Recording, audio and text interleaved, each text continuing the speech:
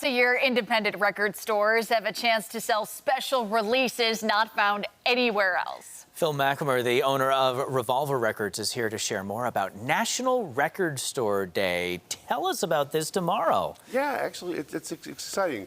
There's hundreds of new releases that are released on Record Store Day that are only available at indie record shops like mine.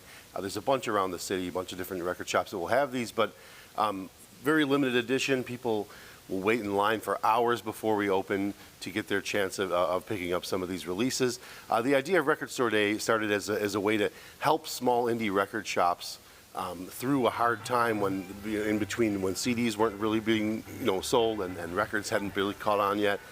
And yeah, it's just become it's like a holiday for us. It's pretty great. And so what does it do for your business? Yeah, I mean, it's a nice spike in sales in the middle of the year when we didn't really expect, quite that much sales.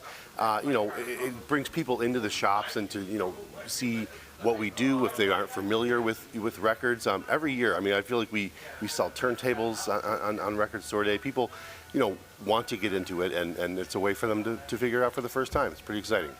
It's also got to be a bit of that camaraderie between people who kind of have this common interest, swap stories, swap tips, that kind of stuff. Absolutely. I mean, I feel like that's most of what we do. I mean, I feel like learning from other people and learning about music. That's what vinyl to me is all about. Getting into something that you may have not, had a chance to be exposed to. You will close tonight at 8 o'clock, and you were saying some folks will be lined up waiting overnight. Yeah, Talk to us about that, what it means to you. So long as the weather is decent, I hope, but nonetheless, yeah, people will come so early, and sometimes they'll have little tents and chairs and things, and it's unbelievable. I mean, every year when that happens, I mean, it's unbelievable that people would line up at my store to do that, and I'm so thankful that people care enough about my business and the releases that we're putting out to do something like that.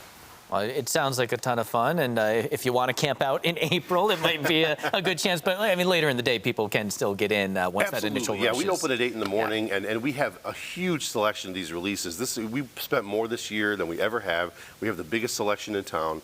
Some of these, we have hundreds and hundreds of copies of some of these big titles. So we will have a nice stock. Maybe one of the biggest titles. What can you tell us? The Tragically Hip is coming out with a double live album at CBGB's.